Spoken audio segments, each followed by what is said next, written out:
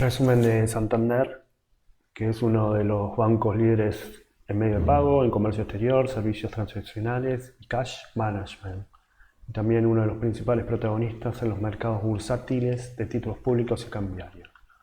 Bueno, incentivan el vínculo con las cosas de alto estudios a través de Santander Universidades, donde en el 2017 lograron convenios con 86 universidades públicas y privadas.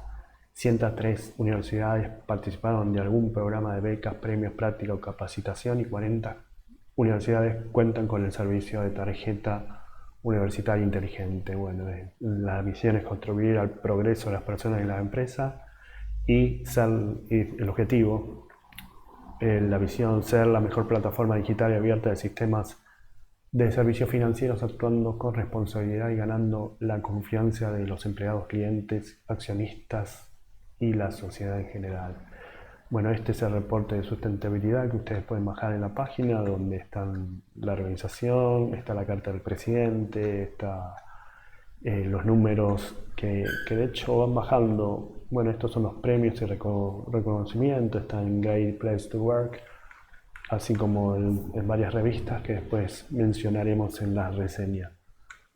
Esas son las menciones y código de comportamiento y conducta, género, etc.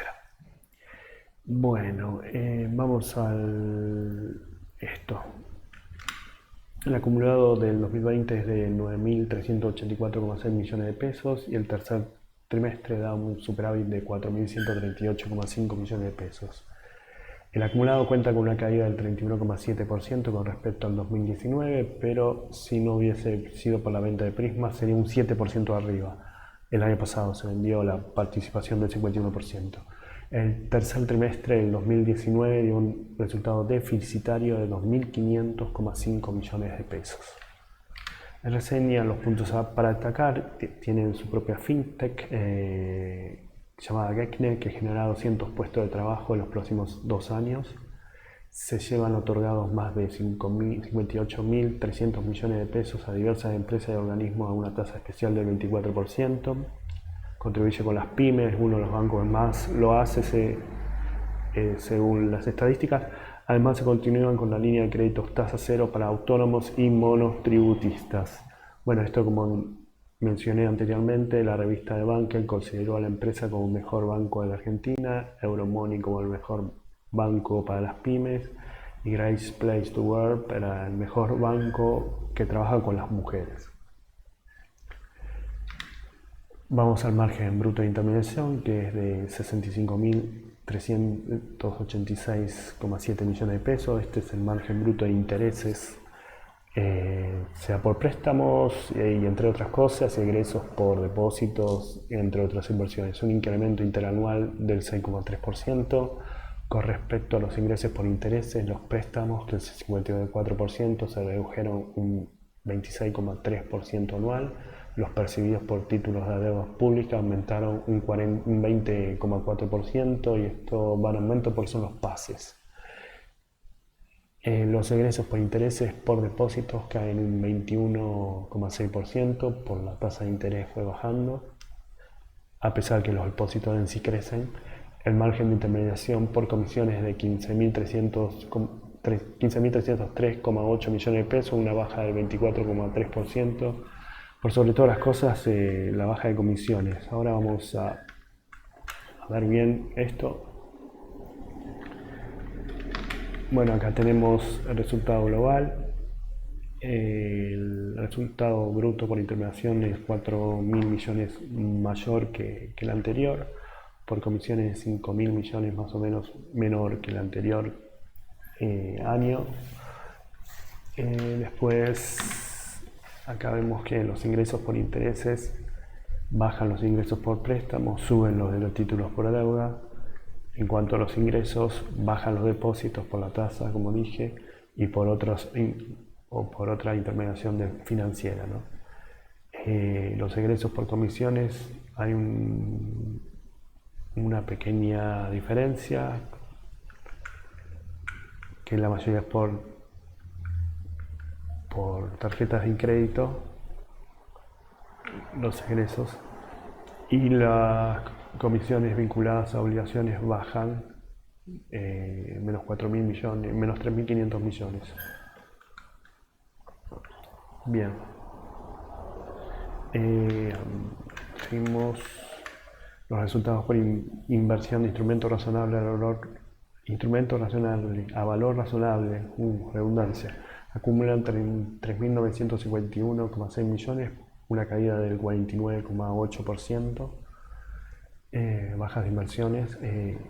El saldo por tenencia en moneda extranjera y oro y posición monetaria acumula 30.283,7 millones, un 20%, casi 20,8% más que el año pasado.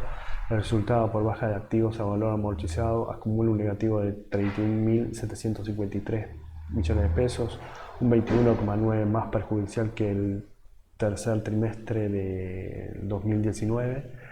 Esto, bueno, es desvalorización de propiedad de planta de equipo y, como vamos a ver, cierre de varias sucursales por mayores previsiones de riesgo de crédito por la pandemia, y otros ingresos y egresos saldan un déficit de 8.870 millones de pesos, y el año pasado conllevaba menos 6.258,4 millones de pesos. Esto es por la venta de Prisma, que el año pasado fue un poquito menos el saldo.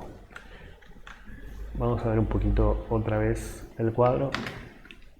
Lo que menciono del saldo de depósito, diferencia de cotización moneda extranjera y posición monetaria, que es revalorización de la moneda, sobre todo fuerte, es esto más esto, que 30.000, que supera a lo que es el año pasado, ¿no? Después tenemos, a ver qué otras cosas noté.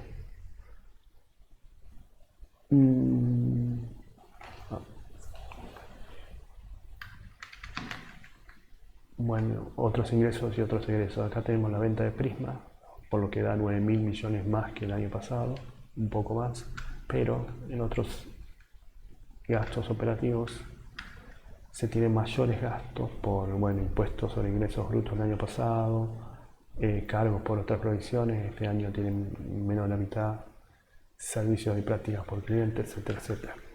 Y más o menos saldan otros ingresos, pero no hay mucha diferencia de la que se creía.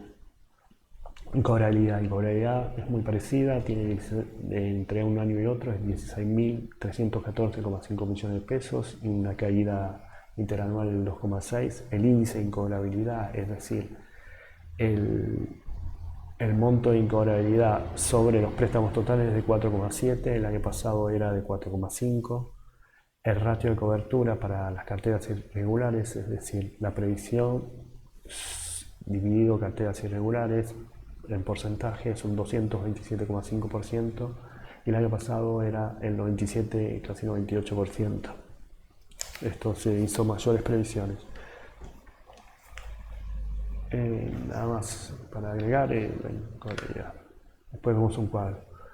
Un cuadro en general, en realidad. Los gastos administrativos saldan 16.409 millones de pesos y se ahorra un 13,9%. Los beneficios al personal llevan 17.793 millones de pesos y es solo una baja del 1%.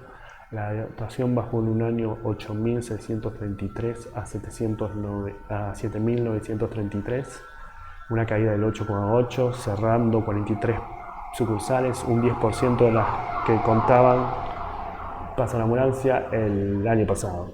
El ratio de eficiencia son muy parecidos, es decir, gastos y beneficios al personal, dividido ingresos por intereses es 47,7%, el año pasado era 48%.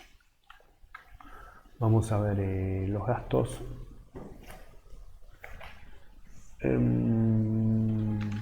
Tenemos gastos administrativos, donde, bueno, servicios administrativos controlados, lo que marca la diferencia, electricidad y comunicaciones, al ser home office baja también, transportadora de caudales baja también, porque no hay tanta, aparte porque la gente no va al banco, tiene que pedir turno, y entre otras cosas. Después, beneficio del personal, que lo tenemos aquí, las remuneraciones están muy parecidas, las indemnizaciones también, de hecho de la cierre de las sucursales. Y bueno, después vemos el cuadro que va a resumir todo lo que que vamos viendo. Los préstamos cayeron un 7% en el interanual y forman parte del 10,2% del total de los préstamos privados en el país. Los depósitos crecen un 17% con respecto al tercer trimestre del 2019, principalmente por mayor número de plazos fijos y apertura de cuentas corrientes, y forman el 11,7% más o menos de todos los depósitos y el banco que más deposita la gente, el banco privado, ¿no? Que hay mayores aportes privados, depósitos privados, según lo que dicen ellos en el balance. Vamos a los préstamos, donde tenemos una apertura de los mismos, donde por tarjeta de crédito es muy parecido, pero las exportaciones y prefinanciación, por muchas mayores restricciones, baja bastante, entre otras cosas, ¿no? El personal es baja, en general baja bastante, la previsión se aplica acá, y de suba, sí, tenemos otros préstamos de intereses documentados, que es lo que sube casi un 100%. Y los depósitos tenemos, bueno, lo principalmente es el sector privado, que es la mayoría, es el 99%. Tenemos los plazos fijos aumentaron mucho, las cuentas corrientes también aumentaron mucho. Y bueno, los depósitos, al no tener el impedimento de comprar dólares, la gente deposita más en plazo fijo, en lo que sea, y necesita tener la guita en el banco. Vamos, el ROE anualizado es del 12,6 y el ROA es del 1,5. En el tercer trimestre fueron 9,4 y 1,2 respectivamente. Esto es pasando la inflación, no es anualizado y ya con el ajuste por inflación, pues parece poco. La tasa de actividad implícita es del 33,5, es decir, ingresos por intereses dividido préstamos. La tasa pasiva implícita es del 7,4, al aumentar tanto los depósitos y al bajar los egresos por la tasa de interés es de 7,4, por lo cual da un explícito de 26,1, y el año pasado, al tener mayor presión de los egresos de depósito y subir la tasa pasiva implícita, entonces da un 23 puntos menos. Que quiero mostrar acá es este cuadro que lo tenía preparado, bueno, donde tenemos el retorno del patrimonio neto, donde hay unos 3,2% más, o 320 puntos básicos, como dicen, 1,5, 1,2, 30 puntos básicos. Bueno, esto es la eficiencia, que es casi igual, y tenemos acá la cantidad de empleados, donde hay una reducción de casi 700 empleados, la cantidad de sucursales, donde se redujo un 10% con respecto con el comparativo de los 2 años, y bueno, morosidad por financiaciones es la cartera irregular sobre esto. Pero ¿por qué los 140 puntos? Por los 60 días de gracia que se dieron. Y bueno, las previsiones sobre morosidad es previsiones sobre cartera irregular, donde lo más duplica, o sea, y acá no llega a cubrirlo. Las perspectivas mencionan la continuidad de un enfoque estratégico basado en 4 pilares: esto, cortar y pegar. Así que el próximo crecimiento rentable, cliente en el centro, o sea, como omnipresente, excelencia operacional y cultura y talento. Los ratios que nos quedan: este valor del libro 24,4, la cotización se mantuvo estable en el trimestre 21,4, la liquidez sube de 0,46 a 0,59, la solvencia va de 0,13 a 0,14, la capitalización es de 94.107 millones de pesos, la ganancia por acción acumulada es de 2,16 y el PER proyectado es de 7,55 años. Es todo, gracias.